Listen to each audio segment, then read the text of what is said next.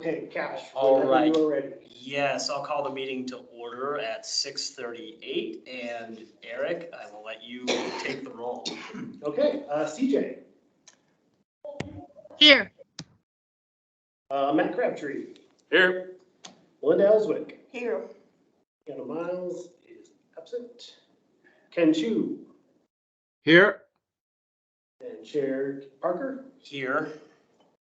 And for staff is Eric Sampson and Madeline Hinkes. Yeah, this will And be. then, Lauren Cooper did email me earlier today and said she was going to be absent, so she will not be joining us this evening. So, okay, we can go on. Yeah, and this will be obvious from the recording, but this is our first attempt at a hybrid meeting. So Ken and CJ are virtual, and Melinda, Madeline, Eric, Matt, and I are all present in the Inglewood City building. So we'll see how this goes. That brings us to approval of the minutes. And is there a motion to approve the August 16th minutes? CJ so moves. All right, moved by CJ. Is there a second? Second. Seconded by Matt Crabtree. All in favor of approving the minutes from August 16th, say aye. Aye. Aye. Aye.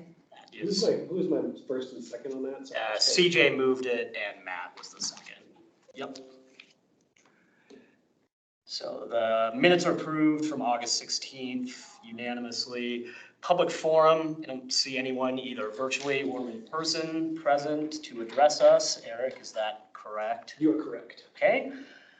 That'll bring us to new business. A couple of items of new business this month. One is a follow-up on sort of a long-standing, I guess, piece of old business, but I put it into new business because this aspect was new, which was the possibility of communications outreach to properties that have been identified by the Pinyon survey as potentially historically significant and followed up on by members of this commission with additional investigation to pin that down and narrow that list down. And the possibility, I think, of communications outreach, it would have to be, I assume, after CodeNext passes, assuming it passes and the landmark designation process is in place. But at that point, communication with owners of these properties about possible historic designation. So Madeline, thanks for coming. That's, I think, the reason for your presence tonight. So I'll turn it over to you. Go ahead. No, I mean, I would like to get a little bit more background on it. Sure. And just the way, are you thinking about like knocking on doors? Are we thinking about sending letters, emails, talking to the neighborhood group leaders to somehow, how many homes are there, I guess, or places? Yeah, I knew you were going to ask that Yeah. question. And Matt is opening his computer and can narrow that down. Okay. So to back up for background for you, the Pinyon survey identified roughly how many potentially historically significant Like properties? 120 or something. Yeah, I was able to break it up pretty evenly, about 25 for each of you. And so it's been, so then we broke it up amongst members of this commission too, because the Pinyon survey is very, I don't want to denigrate it, it was a good project, but it's sort of at the top level, like the wave tops. And so then this commission, we've spent some time, each of us, investigating properties that Eric just split them up, I think numerically. It was like, here's 10, here's 12, whatever. And looking into it, whether, in-person investigation, records, research, Google Maps, Google Earth, because some of it is clearly stuff that does not have historic value. Others requiring more follow-up and investigation. And I think we probably narrowed it to, I think we probably cut out half at least of the Pinyon identified properties. So I'm very rough estimating there's 50 or 60 after what we did. Does that sound right to everybody on the commission? Well, and in our research, we discovered some that weren't in the Pinyon survey that we think should be. That too, yeah. So let's say 60. Okay. Ish. Yeah. And so I don't think we had any specific plan for outreach. We wanted to Yeah, no, that rap makes with sense. you about it and see what you thought. I have another question. Sure. What does the landmark designation, can you just tell me a little bit more about that? Sure. So we spent a long time revising Title 16 of the Municipal Code and proposing a set of revisions as part of CodeNext to City Council. And we think that our piece has been relatively non-controversial, unlike certain other pieces of CodeNext. And so we hope and anticipate that when CodeNext passes, if it passes, that our process will be passed as part of that. Because the background on that is there was an existing ordinance from 2004, I believe, that gave the city council the power to create this commission, but really nothing beyond that. And so we hope to soon, maybe even by the end of the year, have a process in place where a landowner, property owner can apply for a designation that is then it first goes to this commission for a recommendation for approval or denial, and then it moves on to council has the final decision to accept or reject our recommendation. And then the property would become a locally designated historic landmark, and you could put a plaque up and things like that. And once it's designated as a landmark, you can't alter certain historically significant aspects of it without going through a process with this commission and council. So it's a protection for a historically significant property. It's something that the property owner has to voluntarily seek out. Unlike, we had a lot of debate about this, unlike Denver, for instance, and some other municipalities where folks who don't own the property could impose the designation. That is not how our process is set out. It has to be initiated voluntarily or at least blessed by the property owner. So that's a 10,000 foot overview without boring you with too many details of the code. Yeah, I think when I first started being a guest at these meetings, I saw the plaque or a plaque. Yeah. That was created. That was very cool. Well, I did want to also plug in the downtown history tour, because if you guys do get landmarks, maybe we could plug that in also on the map and do things like that. But I mean, I can talk to my supervisor, Chris, and see the best way to do it.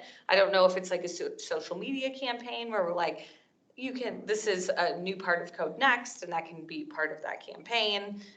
See if your home is considered historic, or what would it be considered? Yeah, A landmark? But potentially eligible for designation as a historic landmark. And we could create a web page just with a lot of just the research behind with the Pinyon survey. And then you could also figure out if you guys wanted to actually reach out to these homeowners.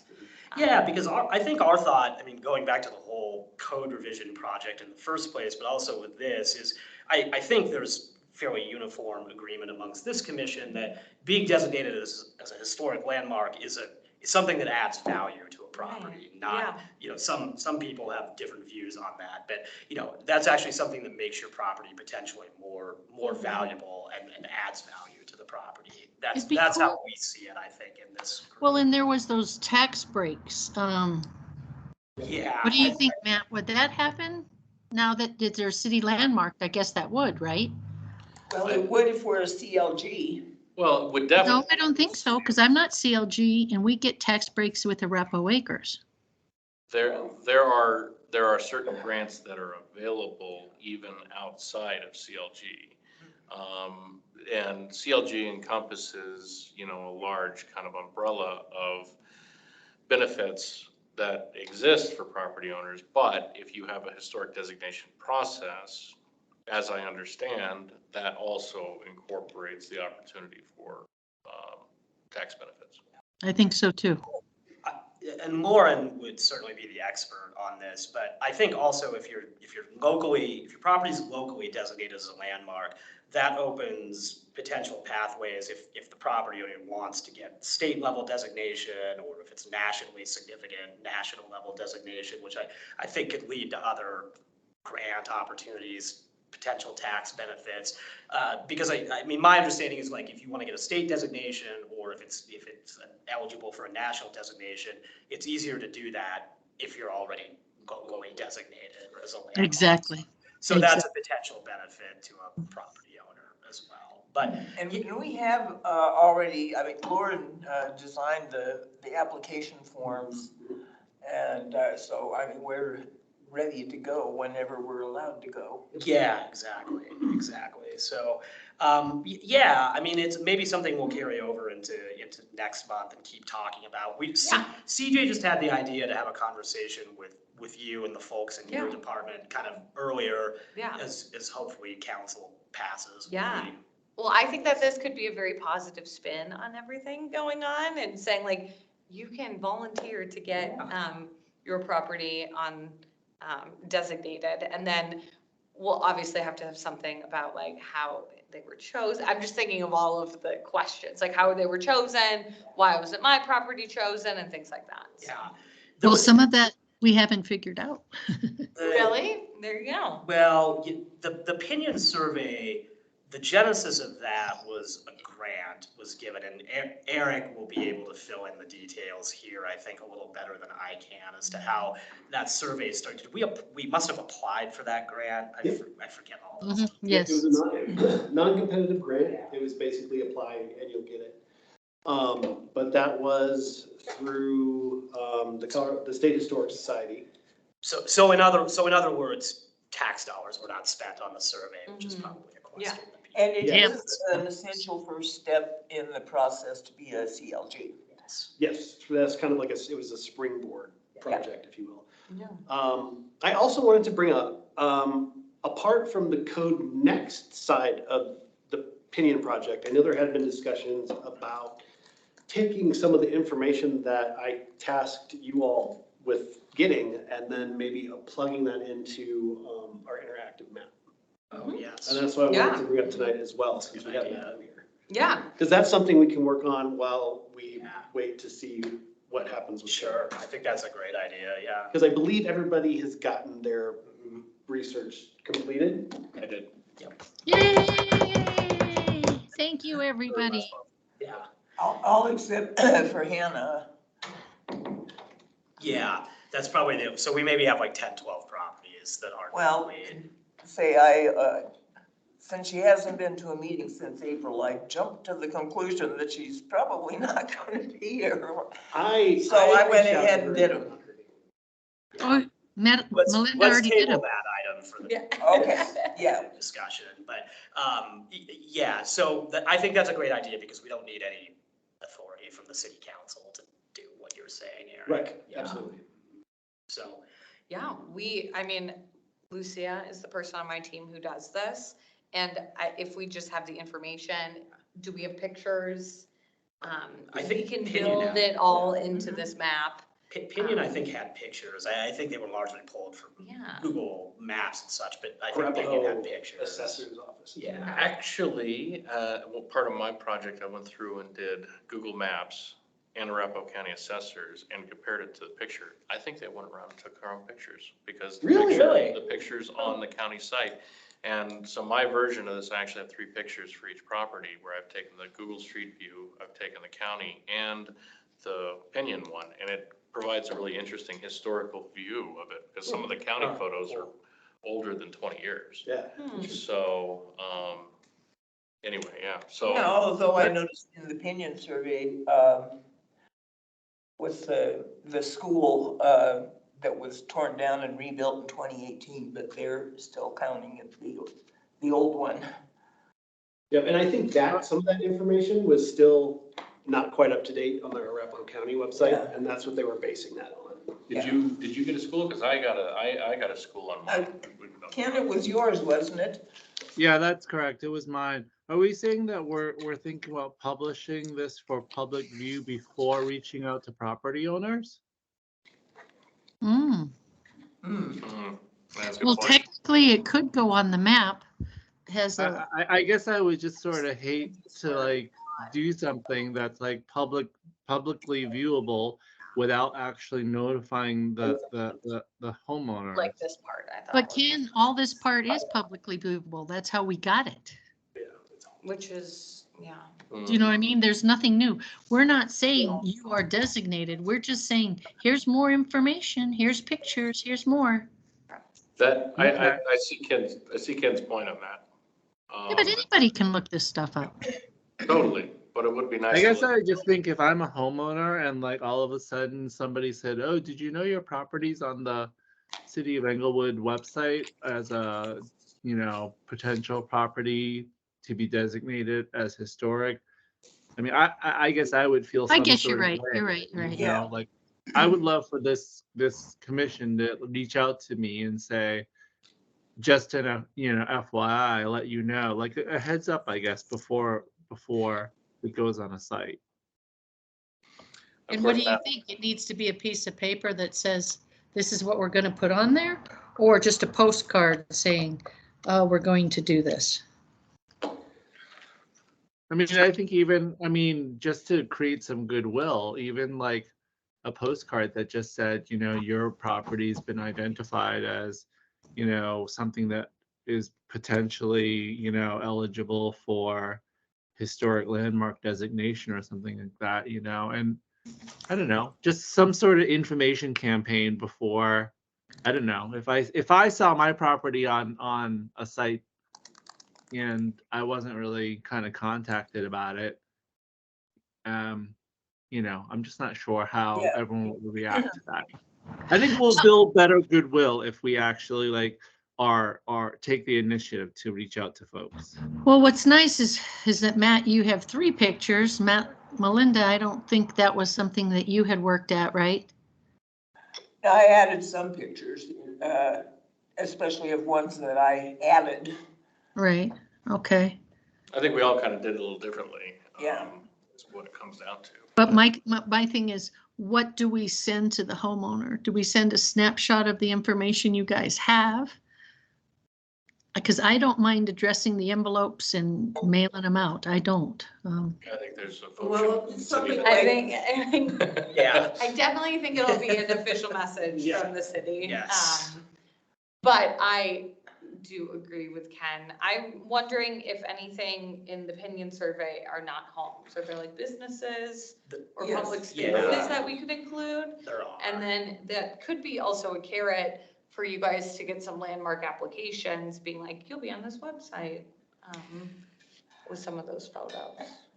Question. So there is a fee associated with historic designation of Okay. properties. So, and I don't think there's any flexibility or leeway to waive that fee for the first number of. We had talked about lowering it for the first year, for the first 10, using our budget. You guys remember? I want to run that by the city attorney. You don't remember that? We probably have to run that by the city attorney. Yeah, I recall having the discussion, and the conclusion was there had to be a fee charged to cover the expenses of, I think. Staff time. Yeah, staff time of your department. And I know we discussed that piece about using what's in the budget for us to subsidize potentially some of the first ones, but I don't think we've approved that, and I don't know what we would have to do to, I'm sure, one, we would have to approve it, but it also may require council. Right, I think any waiver of fees would Yeah. need council approval since they're the ones who set the fees. Yeah. Well, but we were talking about using it as a trial. Yeah. Yeah, in fact, our experimental one that we're in, and that makes it difficult also, is the Scarrett House, which contains a business nowadays, but it's still a house. Right. And I think we actually even approached the people in the business. I did. You did? Yeah, well, because Historic Denver had held their hand to get a lot of stuff to where the chiropractor himself understands that nothing can happen to the house without Historic Denver's approval, even though technically it's an Inglewood property. It was handled by Historic Denver.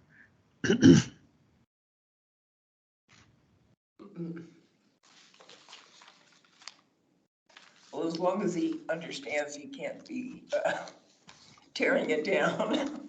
Yeah, no, he seems very, very humble about that. You know, he wouldn't jump at doing anything to the house. And I believe the Brown House was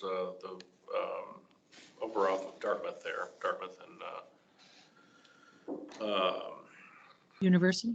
yeah, University, thank you, was another potential property though for designation.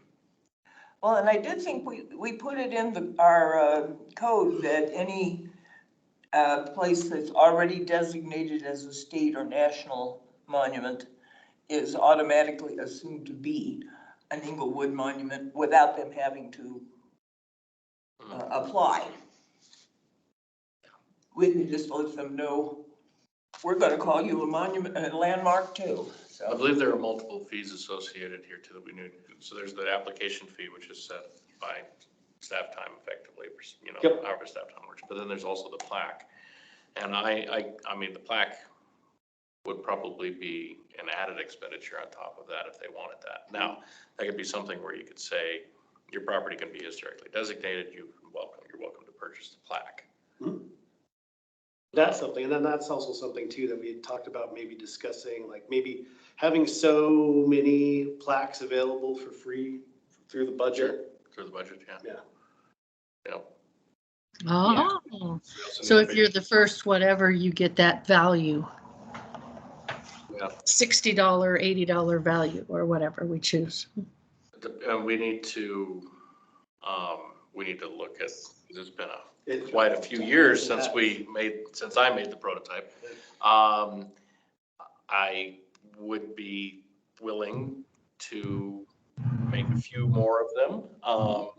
But I think that we probably need to consider a scalable operation of how do we continue to make them, and not just rely upon me to make them, because that's a lot of work. Yeah, and I mean, clearly there's gotta be. I was relying upon you to do them. I really What's that? was. That's how naive I am, I guess. I really So thought what's you he were normal. Oh, I'm sorry, I missed what you said, CJ. I really thought this was something you were going to do and we were going to reimburse you and for your time and resources. So I misunderstood.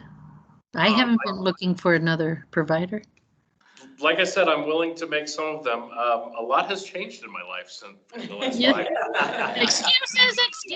Excuses. One, I don't want to burden you with it. Two, but first and foremost, two, who knows how long, you might be on this commission. That's I true. hope for a long time, but you may have other things in your future to be doing. And so then, there needs to be a vendor that we find that handles it. Clearly, Denver and these other municipalities work with someone who does that. So that's something to keep in mind. Does it have to be a bronze plaque? I mean, nowadays, 3D printing has come so far. We tried that. It didn't work very well. It was good. It wasn't bad.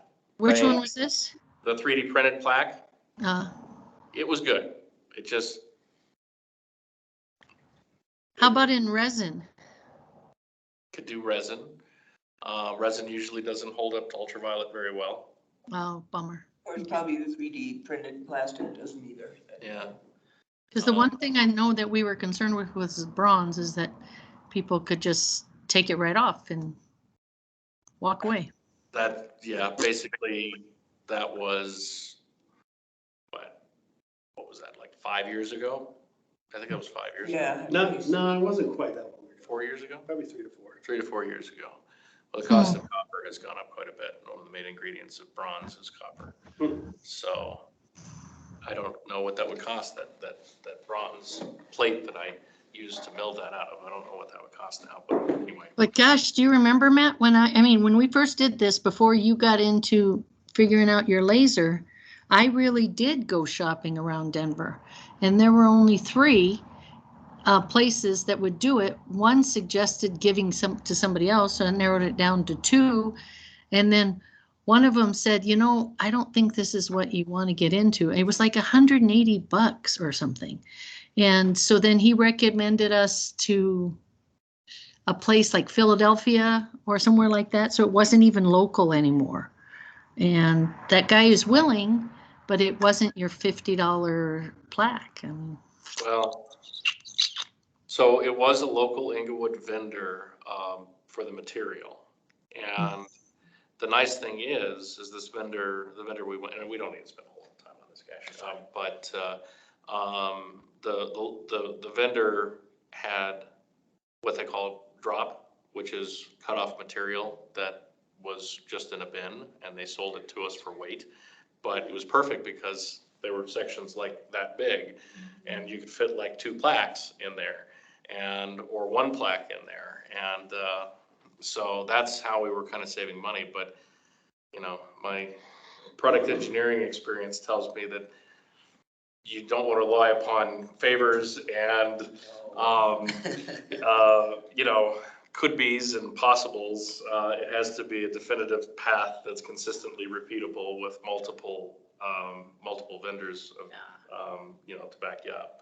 I agree, and I think, you know, we can figure out that piece once hopefully city council passes the ordinance soon. Yeah. I think to circle back on the communications piece, Madeline, if that gives you, I know it's a little bit nebulous, but I think there's consensus that some kind of communication upfront to folks who were identified in the survey and, you know, further identified by this commission.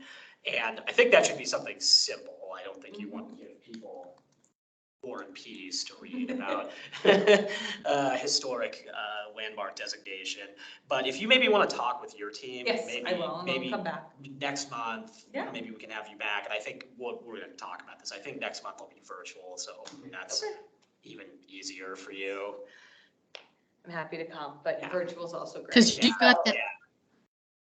because Madeline that, has the neighborhood meeting, coming up, and I was like, oh, should we print off what the landmark thing was? But that's jumping the gun, huh? That's next Tuesday, so I don't know if this will be official by next Tuesday. No, it's not official. It's just Oh. showing that this is where we're hoping. But yeah, you're right. We can wait. I'm sorry. Madeline, does that give you enough of an idea and Yes, guidance this for you to gives talk me with a your team? great, Okay, yes. So perfect. thank you, and Yeah. I'm excited to work on this. Awesome, thank you. Yeah, if you have any questions, obviously just give them to Eric and you can Yeah. pass them to me. And No, that sounds great, so, cool. thank you, appreciate you. that. The next new business item is member terms and term limits. And I guess before we get into that, and I haven't had to do this while I've been on this commission, which is a few years now, I haven't seen it done.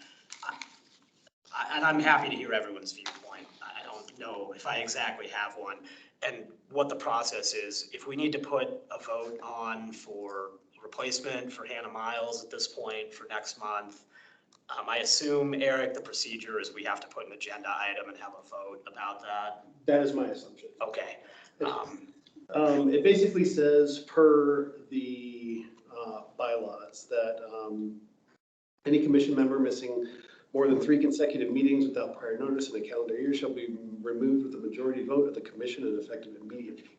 Any member missing a total of 4 meetings in a calendar year with or without prior notice shall be removed by a majority vote of the commission and effective immediately. It doesn't speak to whether it needs to be an agenda item, but I assume it probably, it probably should be an agenda item. Yeah, and like, I hate to have to go down this road, but the problem with someone, you know, and I hope everything's all right with her, of course, but the problem with someone who's not making meetings is it makes, you know, it puts our quorum in danger essentially every time, which is frustrating. We've been fortunate that we haven't had that this year, where everyone plans on a meeting or you know, some people plan on a meeting and then quorum doesn't happen. So that's difficult for you and everyone else who plans to attend it. So at this point, and let me make sure I understand. So I think you said, Melinda, I think you're right. She's been absent every meeting since April. Yes. Yes. And I Did she checked call? our minutes. And I mean, she certainly never contacted the group. Yeah, so, and that's my question for you, Eric. So I think that by my count, including tonight, that's 5 missed meetings. And I think I heard you say it's all been without any notice. Yeah, it has been a long time since I've heard it from Hannah. Okay. So do we call her? Like Eric, do you check in when you haven't heard from her or no? I emailed her again this morning, but I didn't hear anything back today, but we'll see what happens in the next couple of weeks. So you know, again, I'm happy to hear other people's points of view on it, but my point of view on it at this point is that we need to set that agenda item for next month and look at getting a replacement. Would it be possible, do you feel okay, Cash, in sending a note and just saying that this has happened and maybe she's going to be caught off guard and she's going to be like, oh, well, I better start going again then or something? In the email I did send her this morning, I let her know of her attendance and that she is eligible for a vote for removal. So I did put that on her radar. Oh, okay. Because maybe she knows someone that might want to take her position. Well, that would still have to be approved by council. No, I appreciate that, but I'm just saying to suggest that, you know, if there's anyone you know that may have the time.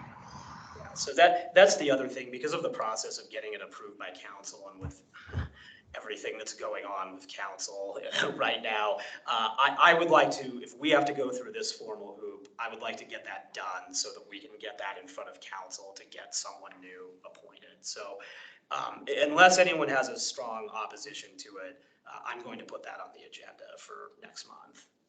Agreed. The other purpose of this item, and really the main purpose of this item, was just to get a reminder from Eric, I guess, about whose terms end when and term limits applicability to folks, because I don't remember, and there was a conversation about it last meeting, and I thought it would be good to check in on that. Well, what was attached, list us all out. Then in a huge document with everybody's term limits on it. But I do have some information on that. Sure. The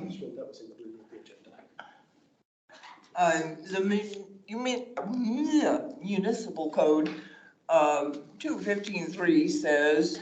Hey, you beat me to it. Oh, okay. I got it right here. You got it right there? Okay, yeah, read it to No, us. you go for it unless you Oh, want me okay, to. well, the members first appointed to the commission will be 4 members for a term of 3 years and 3 members for a term of 2 years. Thereafter, all subsequent appointments will be for a term of 4 years.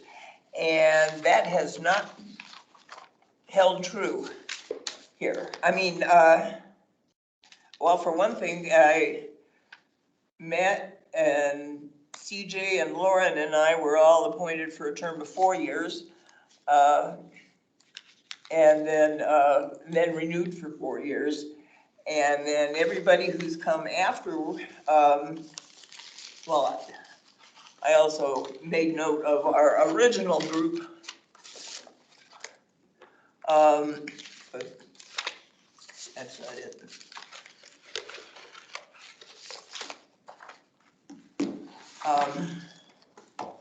Hannah left, she was one of the 3-year ones to expire in July of 20, but she left.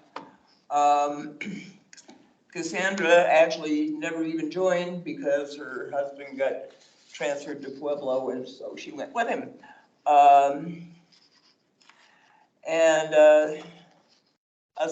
So that was 2 from our original 6 because we were shorthanded from the beginning. And then we got Cash. And what is initially, what, in 2018? I think that was for 2 years. And yeah, but it shouldn't have been. It should have been a 4-year appointment. And so like the reappointment of you in 2020,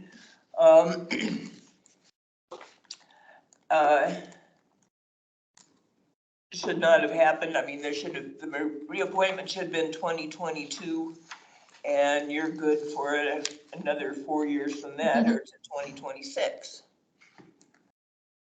Okay, then we also had Jason and Mike Jones, who came and went.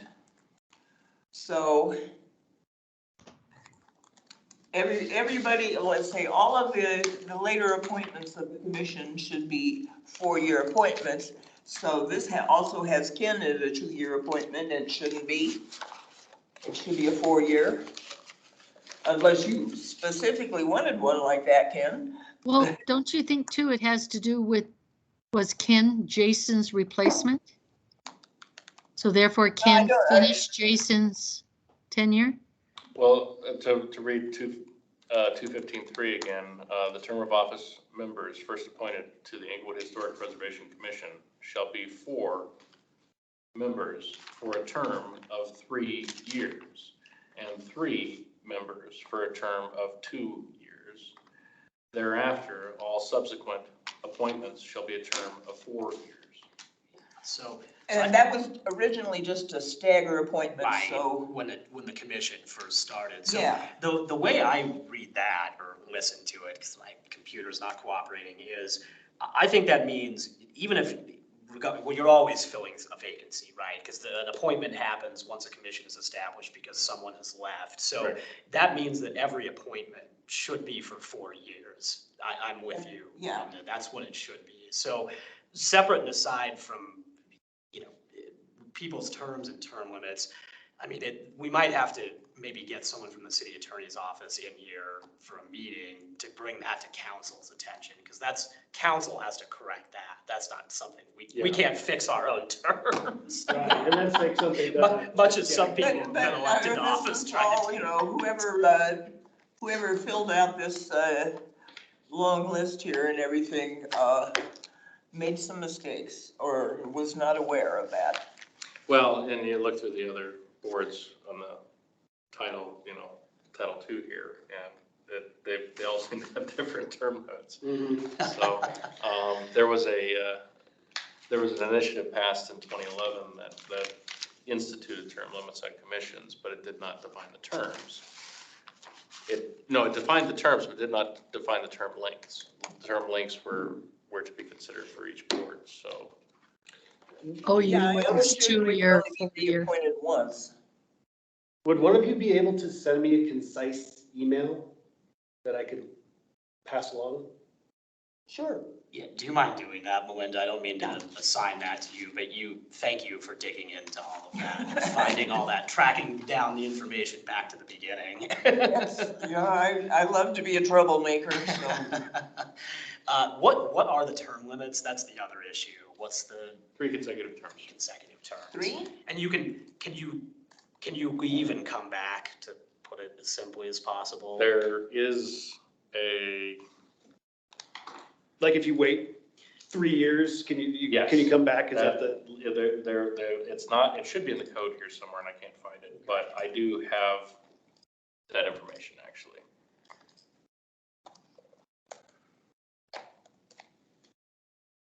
Probably. And you say the term's 3 years, Eric? I thought it was 4. Okay. Yes.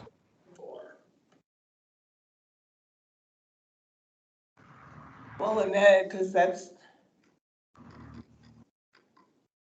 when we were appointed in 17, and we all got a little certificate that says your term expires in 2021. So that's 4 years, right? Well, I don't recall for my last reappointment, which I guess shouldn't have happened as soon as it did. I don't think I ever received a certificate, and I don't remember even having to go to council for that. I think it just happened. Yeah. So, which is fine, but. Well, that's I why think, didn't- because whoever's the chair has to send a recommendation letter to, I think you, and I did the recommendation for you and for, Jason. But that, again, that was another 2-year appointment that shouldn't have been. I guess what I'm curious about too is, do we have anybody who's up on the term limits? That was another.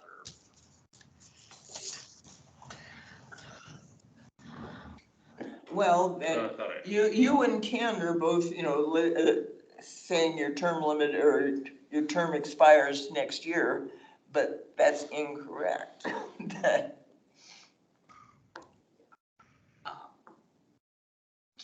Eric, I can't open it on my iPad for some reason. You said there's this link on the agenda. Yeah, there should be, like, if you either go to the meetings website of the Inglewood City webpage, or it should have been included in your agenda email. Yeah, From why Shelley. the agenda is 47 pages long, because it contains the whole thing. I Yeah, just, the commission is. I just printed out the relevant page for us. Is that the one that was included with the email? Yes. Oh, can I see that? Yeah. Thank you. Page 14. Oh, yeah, you asked for that, sorry. Yeah, that's right. So, yeah, I think, again, thank you, Melinda, for digging into that. If you can send that information to Eric, and then Eric, maybe if you can let me know if I mean, if it's something that you can just shoot on to the city attorney and they can handle it, I don't feel the need to discuss it necessarily any further, but if we need to get the city attorney to come to a meeting next month to Oh, lay no. out that information, just let me know. Absolutely. We can do that. Absolutely.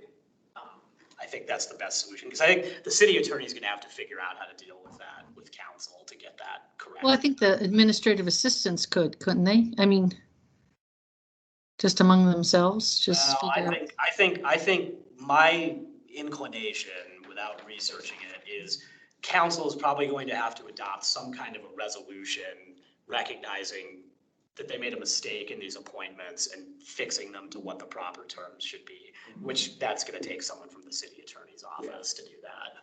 Yeah, we need to. Sheesh. So I don't have it. There is a period where you have to be off the commission, and I cannot remember what that is. I really thought it was one term. Before you're reappointed. Okay. Well, that sheds a lot of light on that. Thank you again, Melinda. So we may or may not revisit that next month, depending on what, Eric, you find out when you push that along to the city attorney's office. We'll get it handled one way or another. I'm just saying we may not need to use meeting time to discuss it if the city attorney's office can fix it and with council, but stay tuned on that. Are there any other questions about that issue before we move off it? Actually, I found it. I do believe this is the wording. I'll have to double check, and this is not the legal wording here, but in order, the initiative that passed in 2011 stated, in order to broaden opportunities for public service and guard against excessive concentrations of power, no appointed voting member of any board or commission in the city of Englewood shall hold any elected public office unless specifically designated by the Englewood City Charter. In the event an existing member of any board or commission is elected to public office, that member shall be required to resign their position. Each member of a board or commission shall have the opportunity to serve up to 3 terms per board or commission. When a term expires, that member will have the opportunity to be reappointed to the same board or commission after a 4-year period. Okay. So you have to wait a full term after you Yes. to be reappointed. And that was passed by citizen initiative in 2011. I'd also like to add, I don't see in there the idea of the junior, where we passed quite a few years ago of having, high school kid on the commission. My recollection, Got it in there. yeah, I thought that was in some other part of the code, but I don't remember. It's been so long since we talked about that. Because I really think we should be pushing for that. So, like a junior kid now, that would be on the commission for a senior year. No, I'm for that. I just want to make sure we have enough people who are active voting members of the commission, who are adults, that we can continue functioning as a commission was my main. No, but the junior purpose of member putting would this be a on there, voting member. But I agree, that's something we could continue to explore, but I just don't, I don't remember what the provisions. I think that's something that can happen on any board or commission, right? I don't No, remember. we made the junior member a voting member. Yeah, It was part of our bylaws, I believe. yeah, I mean, I would have to go back and look at that, but I mean, That was if, before you I came. don't have kids, so like, I don't know a lot of kids in high school. I mean, if you have someone in mind, you're welcome to recommend it and put it on the agenda. Reach out to the Englewood Public Schools and see if anybody wants. That's what I was thinking. I was just up at Englewood's Finest teaching a lesson plan on planning. Really? Yeah, Wow. last week. So cool. Really? Yep. That's cool. Okay. That brings us to the old business, which CodeNext, the public hearing on August 21st. I couldn't go. Did anyone go? I'm just curious well, I know some of what happened, but I'm curious if anyone actually was there to report on it. At the what? The August 21st public hearing on CodeNext. And that was in planning and zoning, or was that at city council? I was think at that city was at council. That was the one at city council. I looked at the recording of it, but I don't remember that there was anything significant Yeah. affecting us. Yeah, I think attention is focused mostly elsewhere, and I didn't hear anything that touched on our ordinance changes, but I wasn't there. No, Eric, it was decided to go to 65%. Yes, I believe that's what they're gonna. Council decided that. Yep. Okay. And I believe that's what they're gonna vote on Monday? At Is 9:30. there- It's still not 9:37 or reflected something? in the draft that's on the C's webpage, but, Well, so Thursday, the packets come out for members of council, so that should be in there, check on Thursday, but, yes, they will be voting at 9:36 PM. You know, ask me how I know that. How do you know that? It was some weird provision that I don't. really? Yeah, So go ahead, you can. No, it's explain all it. right, I know. I don't remember exactly why, but it was some weird. So if you want to It was only tune a week in, apart, right? if you want to tune in at 9:36 PM, that is apparently the exact time or after that they have to vote on the CodeNext provisions to meet the requirements of the city charter. Wow. And then it goes into a 30-day appeal period. That's correct, yes. Got it. It's, yes, that's fine.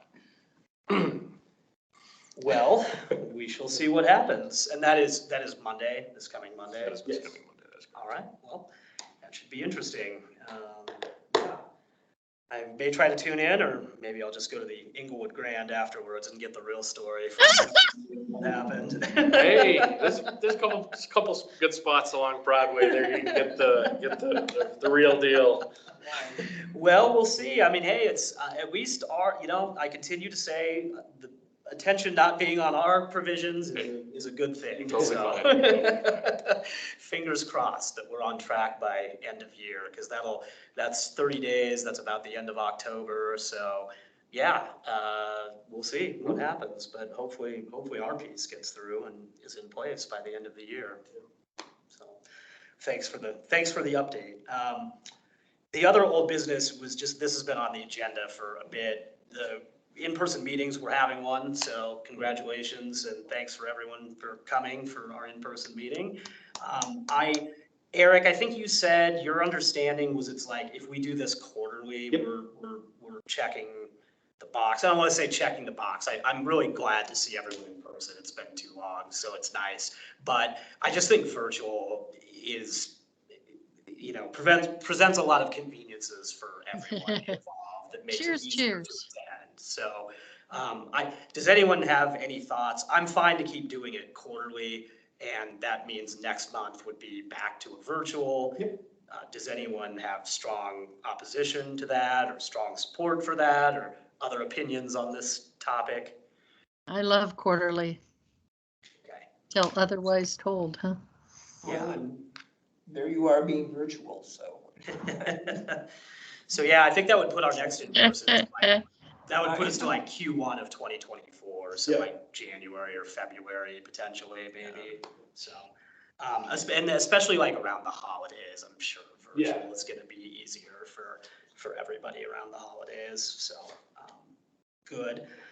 That takes us to Commissioner's choice, and I'll start on that.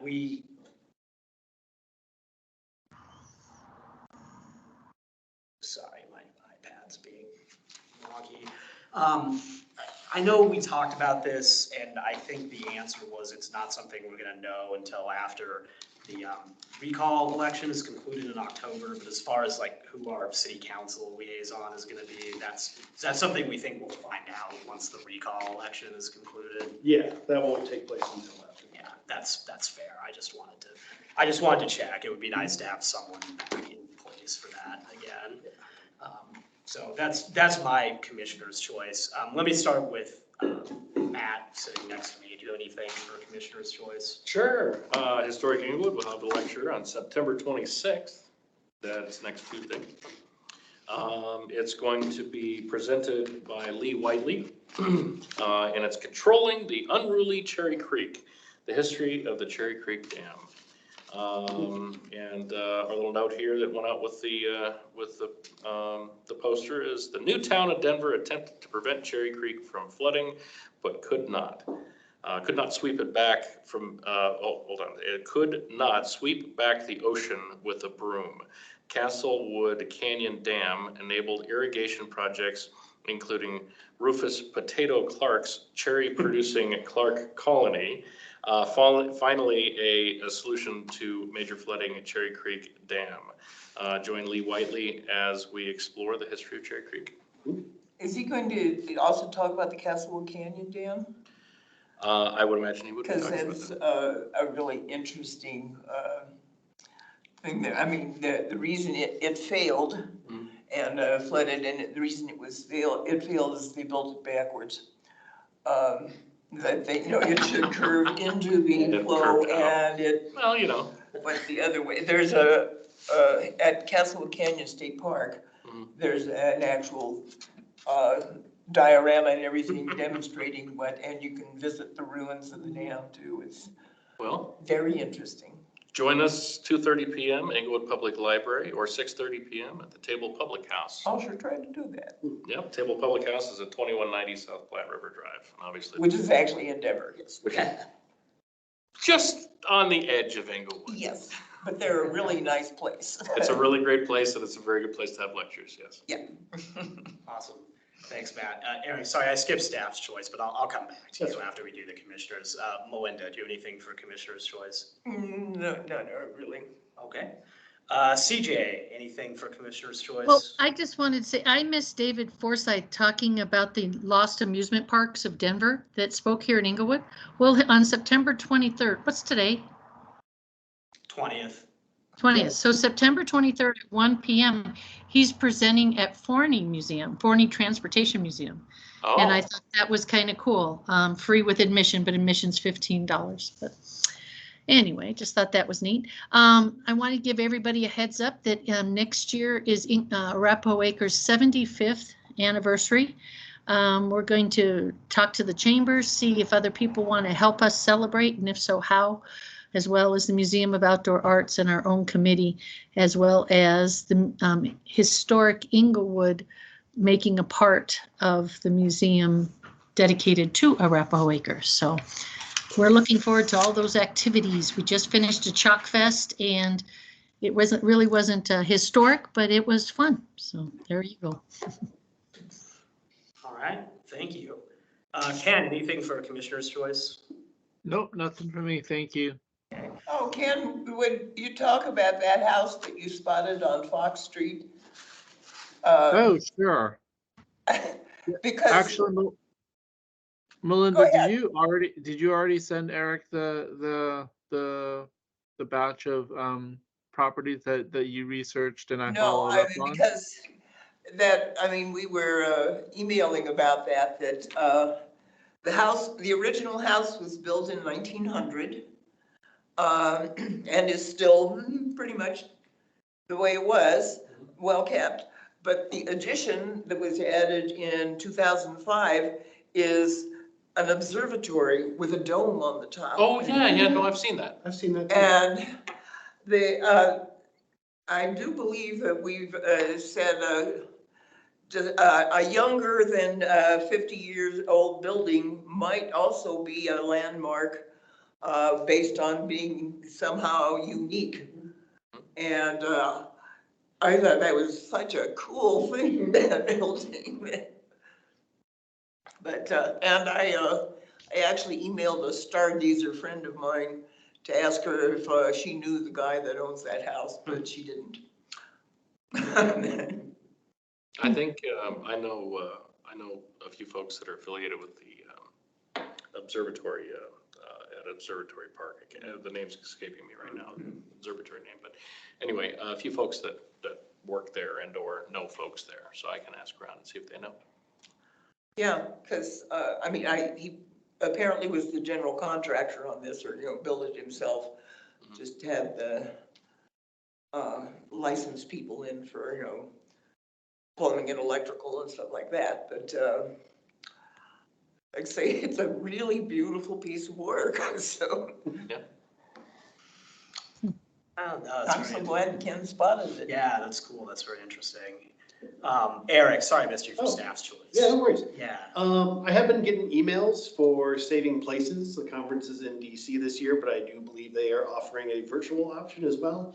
If you're interested in that, let me know and we'll get you signed up. It's in February. I'm not gonna remember the dates. I can look after I close this down because it's on my email. Sounds good. Anything else, Eric? Nope, that's it. Okay, great, thank you. That brings us to the end of the agenda, so I'll entertain a motion to adjourn. So move.